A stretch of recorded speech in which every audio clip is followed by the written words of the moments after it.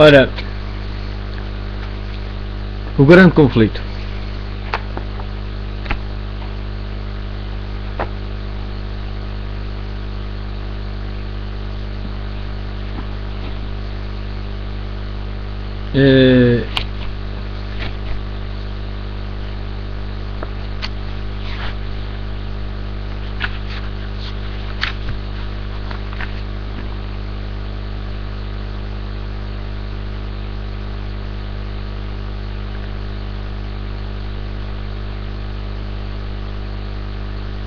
A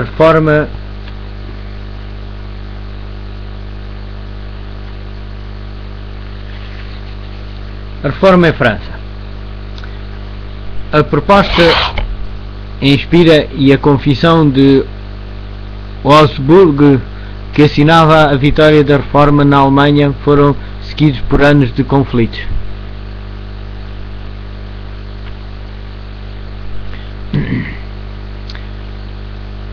E trevas. Enfraquecido por divisões entre os seus defensores e atacado por poderosos inimigos e protestantismo, o protestantismo parecia destinado a ser totalmente destruído. Milhares selaram o seu testemunho com o próprio sangue. Interrompeu a guerra civil. A causa protestante foi traída por um dos seus principais adeptos. Os príncipes reformados mais nobres caíram nas mãos do imperador e foram de cidade em cidade arrastados como prisioneiros. Mas no momento do seu aparente triunfo, o imperador foi atingido com a derrota. Viu a presa arrancada ao seu poder, sendo por fim obrigada a conceder tolerância às doutrinas cuja destruição fora o maior desejo da sua vida. Tinha posto em risco o reino, os seus tesouros e a própria vida, no intuito de esmagar a heresia. Via agora os exércitos assolados pelas batalhas, os tesouros esgotados, os seus muitos reinos ameaçados de revolta, enquanto por toda a parte a fé que em vão se esforçava por suprimir estava a espalhar-se. Carlos V tinha estado a batalhar contra o poder omnipotente. Deus dissera: haja luz, mas o imperador tinha procurado perpetuar as trevas. Falhara no seu propósito e, prematuramente envelhecido e consumido pela longa luta, abdicou do trono e sepultou-se num claustro na Suíça.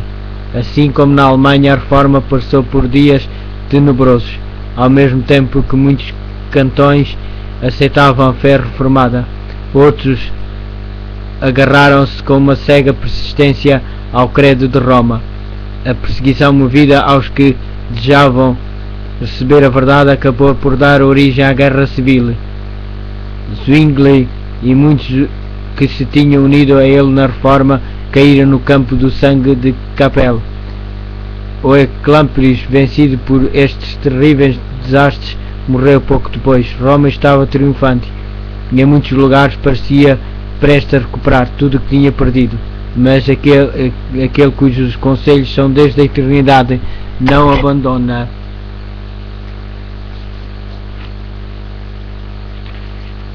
sua causa, nem o seu povo. A sua mão libertá-lo-ia, suscitaria noutros países obreiros para levar avante a sua reforma.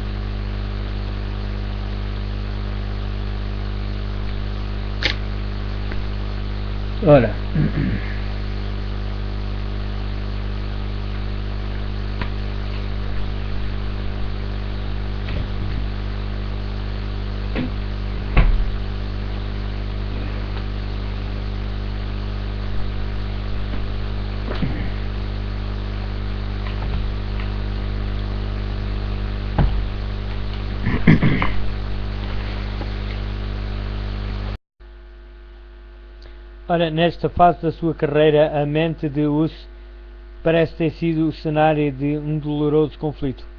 Embora a Igreja estivesse a procurar fulminá-lo com os seus raios, ele não tinha renegado a sua autoridade. Para ele, a Igreja de Roma ainda era a esposa de Cristo e o Papa o representante e vigário de Deus. Hus estava a lutar contra o abuso da autoridade, não contra o princípio em si mesmo. Isto causou um terrível conflito entre a convicção da sua compreensão e a sua consciência. Se a autoridade era justa e infalível, como ele acreditava que era, como poderia sentir-se obrigado a desobedecer-lhe? Obedecer, compreendia ele, significava pecar. Mas por que é que a obediência a uma igreja infalível levaria a tal situação? Era este o problema que não conseguia resolver. Esta era a dúvida que o atormentava cada vez mais. A solução que lhe parecia mais justa era de que podia estar a acontecer a mesma coisa que já tinha acontecido no tempo do Salvador, em que os sacerdotes da igreja se tinham tornado pessoas ímpias e estavam a usar a autoridade lícita para fins ilícitos. Isto levou a adotar para sua própria orientação e para guia daqueles a quem pregava a máxima de que os preceitos das Escrituras, comunicadas por meio da compreensão, devem reger a consciência. Por outras palavras, de que o único guia infalível é Deus a falar pela Bíblia e não a Igreja a falar pelos sacerdotes. Quando depois de algum tempo a excitação em Praga serenou, João Hus voltou para a sua capela de Belém para continuar com maior zelo e ânimo a pregação da palavra de Deus. Os seus inimigos eram ativos e poderosos, mas a rainha e muitos nobres eram seus amigos, e grande parte do povo apoiava-o, comparando os seus ensinos puros e elevados e a sua vida santa com os dogmas degradantes pregados pelos romanistas, assim como a avareza e a devassidão que praticavam. Muitos consideravam uma honra estar ao seu lado. Até aqui João Hus tinha estado sozinho nos seus trabalhos, mas agora Jerónimo, que durante a sua permanência na Inglaterra tinha aceitado os ensinos de Wycliffe, uniu-se à obra da Reforma. Daí em diante os dois estiveram ligados durante toda a vida, e na morte não deveriam ser separados. Jerónimo possuía um alto grau, um gênio brilhante, eloquente e conhecimento, dotes que conquistaram a simpatia popular.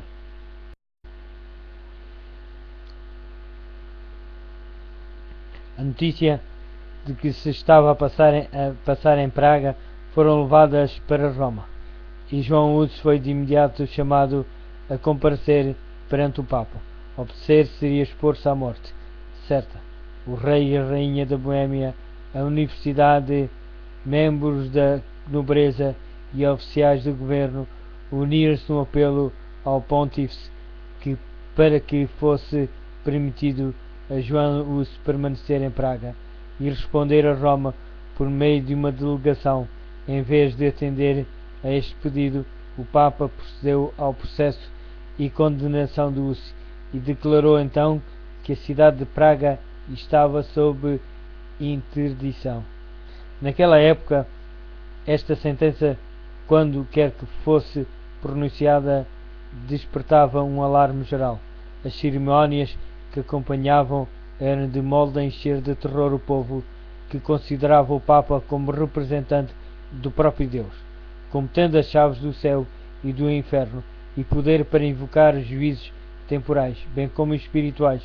Acreditava-se que as portas do céu se fechavam à região atingida pela interdição, e que até que o Papa achasse que devia suspender a excomunhão, os mortos eram excluídos das moradas da bem-aventurança. Como consequência desta terrível calamidade, suspendiam-se todos os cultos, as igrejas foram fechadas, os casamentos celebravam-se no pátio da igreja, negava-se aos mortos a sepultura em terreno consagrado. Então eram enterrados em valos ou no campo, sem os rituais fúnebres. Assim, através de medidas que apelavam para a imaginação, Roma procurava controlar a consciência dos homens. A cidade de Praga ficou cheia de tumultos. Uma classe numerosa denunciou-se como a causa de todas as suas calamidades, e exigiram que ele fosse entregue à vingança de Roma para acalmar os ânimos exaltados.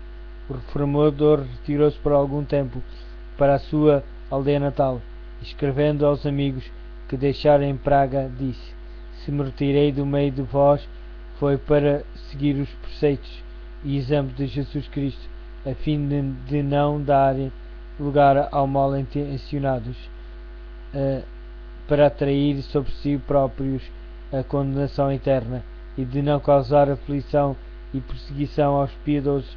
Retirei-me também pelo meio de que os sacerdotes ímpios pudessem continuar por mais tempo a proibir a pregação da palavra de Deus entre vós, mas não vos deixei para negar a verdade divina, pela qual, com auxílio de Deus, estou disposto a morrer.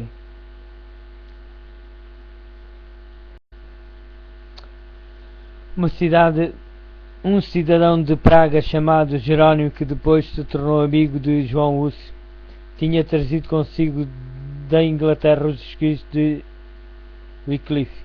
A rainha de Inglaterra, que se tinha convertido aos ensinos de Wycliffe, era uma princesa boêmia, e pela sua influência as obras do reformador foram também amplamente divulgadas no seu país natal.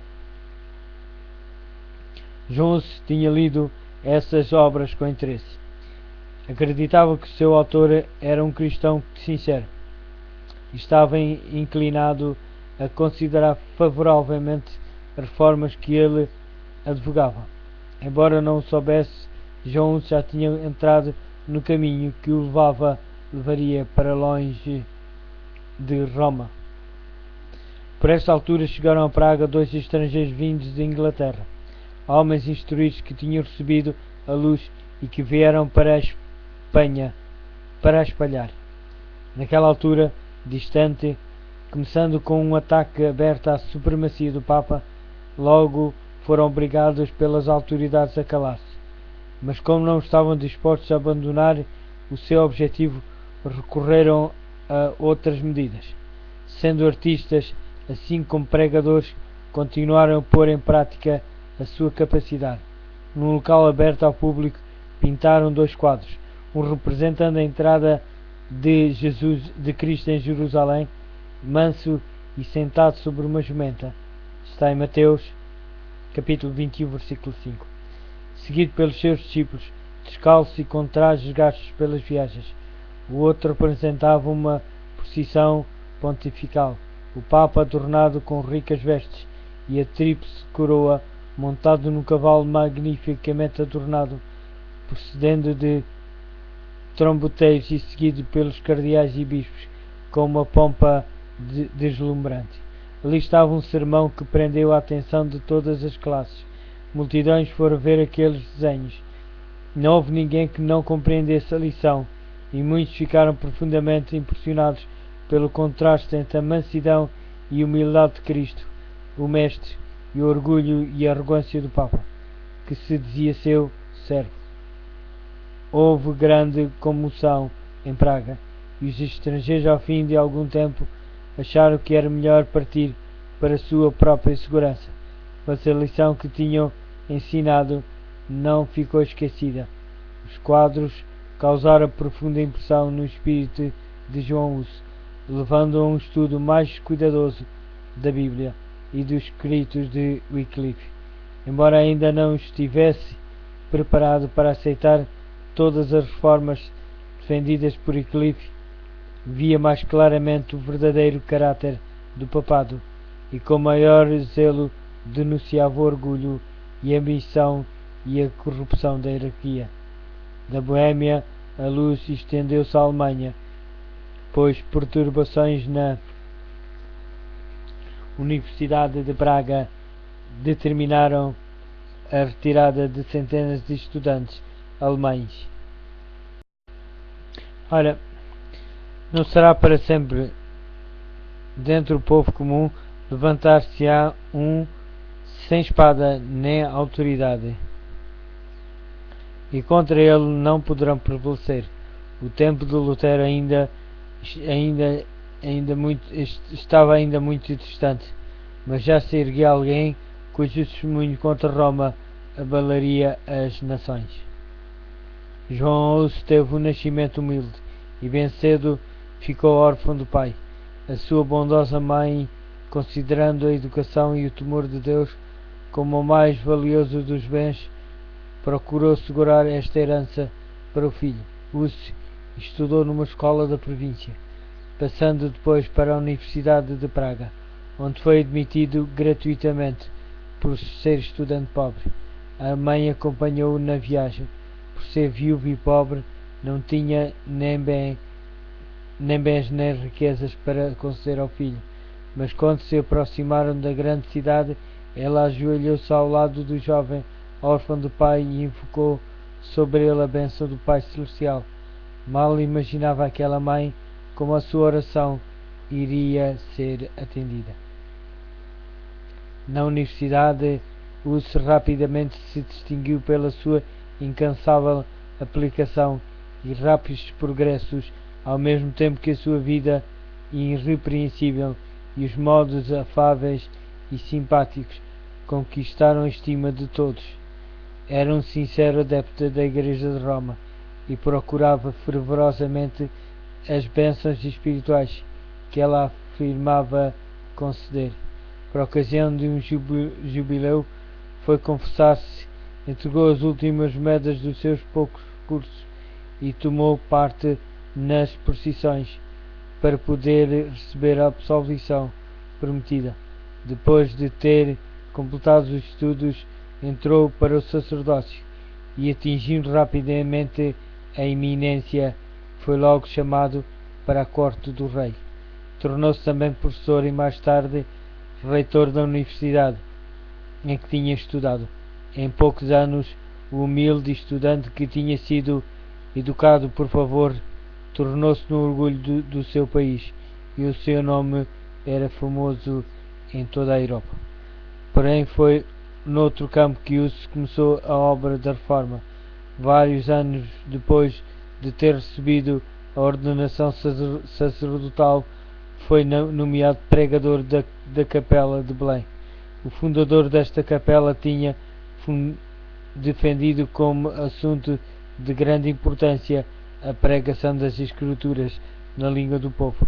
Apesar da oposição de Roma a esta prática, ela não foi totalmente interrompida na Boêmia. No entanto, havia grande ignorância sobre as Escrituras e os piores vícios prevaleciam entre o povo de todas as classes. João Hus, de uma forma implacável, denunciou estes males, apelando para a palavra de Deus, de modo a enaltecer os princípios da verdade e da pureza que pregava. Ora, João Hus e Jerônimo.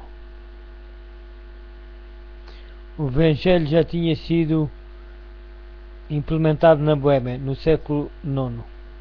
A Bíblia estava traduzida e o culto público era celebrado na língua do povo. Mas à medida que o poder papal aumentava, a palavra de Deus ia ficando obscurecida. Gregório VII, que tinha decidido abater o orgulho dos reis, também desejava escravizar o povo. E de acordo com esse projeto, promulgou uma bula que proibia que o culto público fosse realizado na língua boêmia. Nessa bula declarava ser agradável ao Omnipotente que o seu culto fosse celebrado numa língua desconhecida e que muitos males e heresias tinham surgido por não se observar esta regra. Assim, Roma decretava que a luz da palavra de Deus fosse extinta e o povo envolvido pela escuridão. O céu tinha providenciado outros fatores para a preservação da Igreja. Muitos dos valdenses e dos albigenses que, por causa da perseguição, tinham sido expulsos dos seus lares na França e na Itália, foram para a Boêmia. Embora não ousassem ensinar abertamente, trabalhavam com zelo, mas em segredo. Dessa forma, a verdadeira fé foi preservada ao longo dos séculos.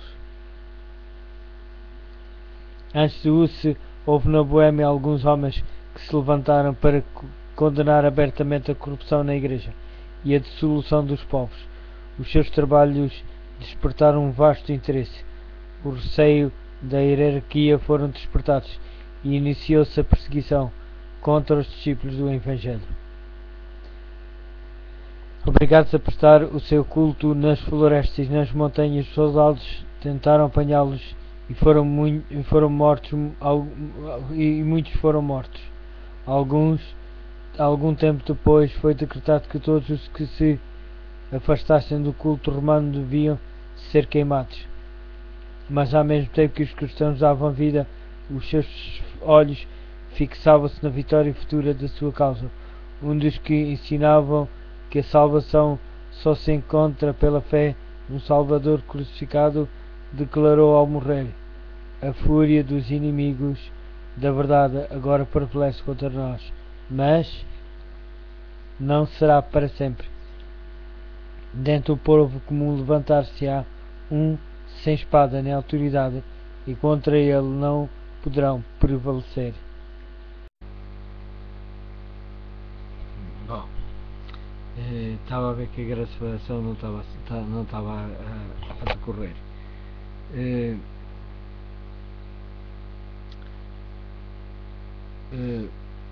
Continuando com a leitura do grande conflito, diz assim: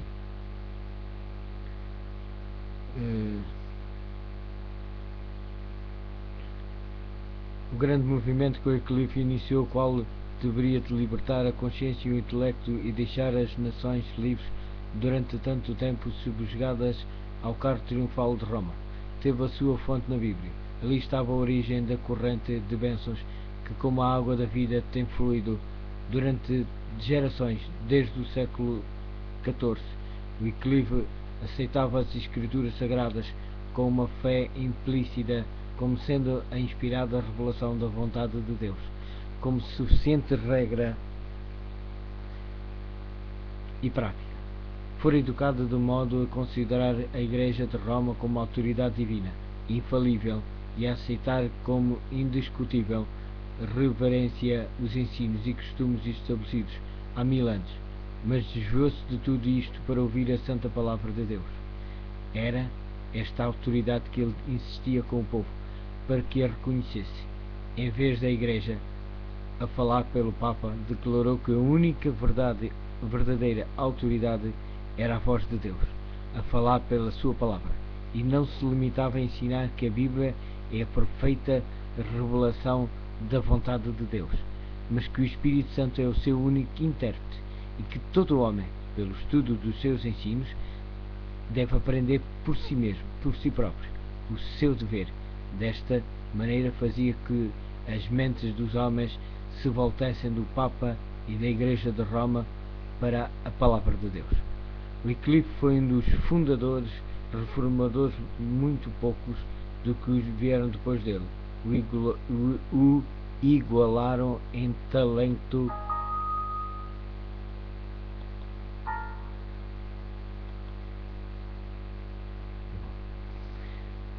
foi um dos maiores reformadores, muitos poucos do que vieram depois dele o igualaram em intelecto, clareza de pensamentos, firmeza em manter a verdade e ousadia em defendê-la, pureza de vida, incansável diligência no estudo e no trabalho, incorruptível integridade, amor e fidelidade cristã. No ministério caracterizaram o primeiro dos reformadores, e isto apesar das trevas intelectuais e da corrupção moral da época de que ele surgiu. O caráter de Wycliffe é testemunha do poder educador e transformador das Sagradas Escrituras. Foi a Bíblia que fez dele aquilo que ele foi. O esforço para aprender as grandes verdades da revelação comunica frescura e vigor a todas as faculdades e expande a mente, aguça a percepção, amadurece a capacidade de julgar. O estudo da Bíblia enobrece todos os pensamentos, sentimentos e aspirações, como nenhum outro estudo o pode fazer. Dá estabilidade de propósitos, paciência, coragem e fortaleza, aperfeiçoa o caráter e santifica a mente. Investigar fervorosa e reverentemente as Escrituras, pondo o espírito do estudante em contacto direto com a mente infinita.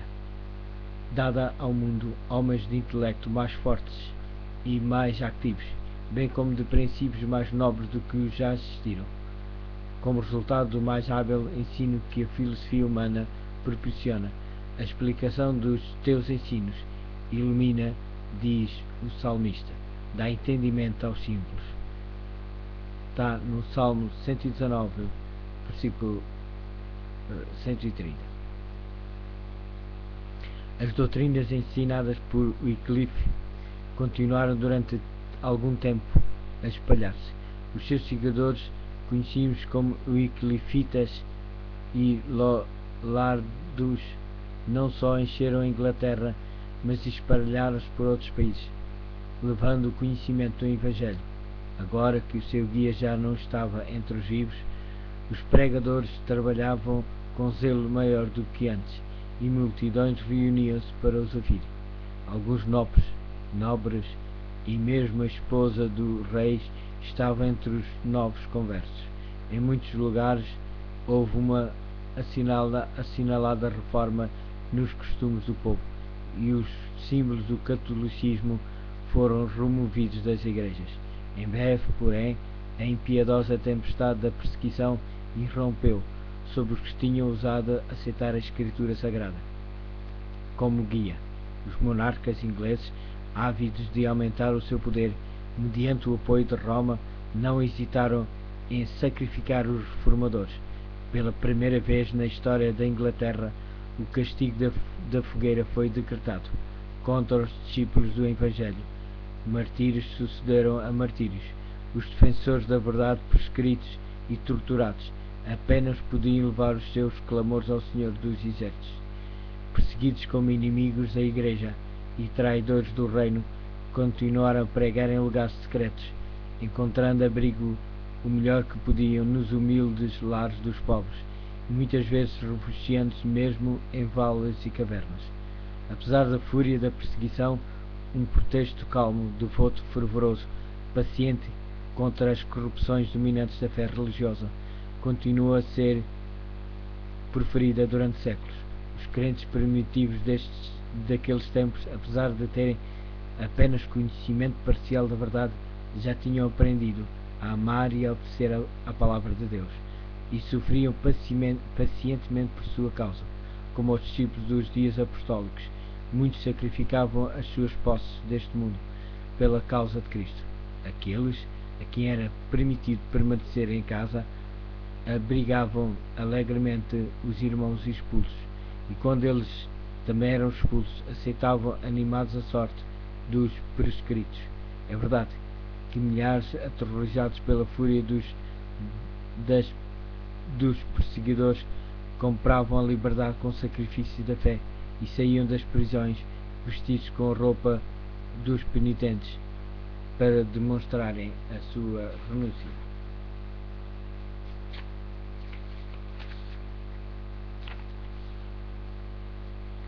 Mas não foi pequeno o número, e entre estes havia homens tanto de nascimento nobre como humildes, e obscuros dos que deram testemunho destemido da verdade, nos cubículos dos cárceres, nas torres dos loulardos e no meio de tortura e chama, alegrando-se por terem sido considerados dignos de conhecer a comunicação das suas aflições. Os seguidores do Papa não conseguiram executar a sua vontade em relação ao Wycliffe durante a sua vida, e o seu ódio não se satisfez enquanto o corpo do reformador repousou em sossego na sepultura, por decreto do Concílio de Constança, mais de 40 anos depois da sua morte. Os seus ossos foram exumados e publicamente queimados, e as cinzas lançadas num riacho vizinho.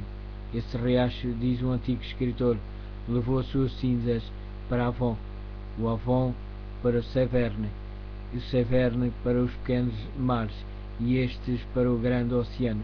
E assim as cinzas de Wycliffe são emblema da sua doutrina, que hoje está espalhada pelo mundo inteiro. Os inimigos nem imaginaram o alcance do seu ato perverso.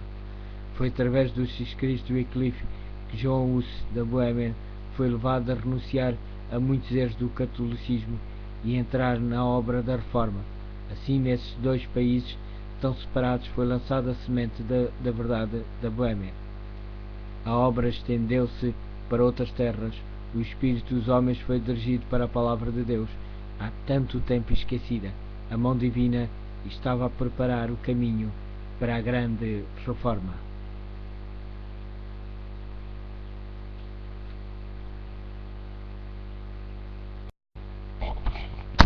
Ora, e determinando disse: oremos ao nosso Deus, porque ele de tal maneira influencia o nosso Papa, Urbano VI, conforme já começou a fazer, que juntamente com o clero possa seguir o Senhor Jesus Cristo na vida e nos costumes, e com eficácia ensinar o povo, e que eles de igual maneira fielmente os sigam nisso.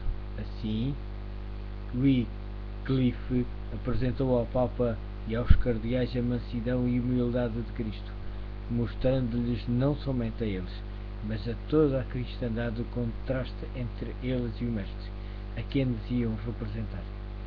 Wycliffe estava plenamente convencido de que a sua vida seria o preço da sua fidelidade.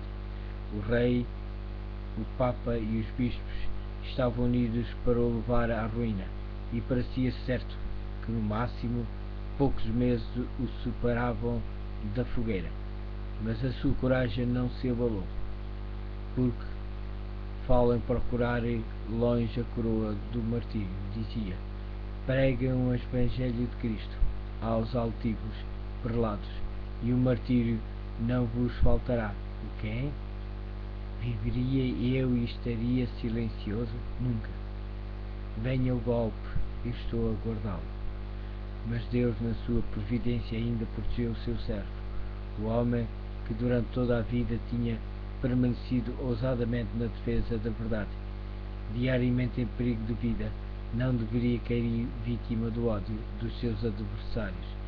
Wycliffe nunca tinha procurado defender-se a si mesmo, mas o Senhor tinha sido o seu protetor, e agora, quando os seus inimigos julgavam que a presa estava segura, a mão de Deus o moveu para além do seu alcance. Na sua igreja em Lutherwurth, na ocasião em que ia ministrar a comunhão, caiu vítima de paralisia e em pouco tempo faleceu. Deus tinha mostrado a Wycliffe qual a sua obra, tinha posto na sua boca a palavra da verdade e colocara uma proteção à sua volta, para que esta palavra pudesse chegar até ao povo. A sua vida tinha sido protegida e os seus trabalhos prolongaram-se até ser lançado o fundamento para a grande obra da reforma.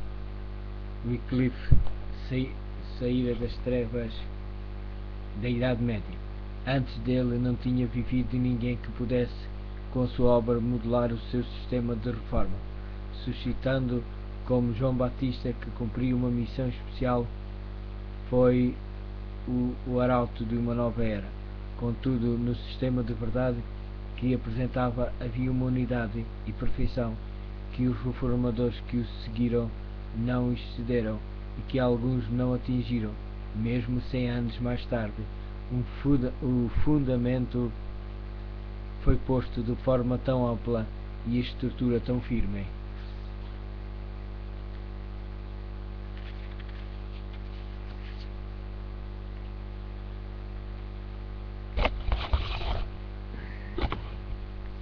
E verdade é que aqueles que vieram depois dele não precisaram de os reconstruir. O grande movimento que Wycliffe iniciou, o qual deveria libertar a consciência e o intelecto e deixar as nações livres durante tanto tempo, subjugadas ao cargo triunfal de Roma, teve a sua fonte na Bíblia.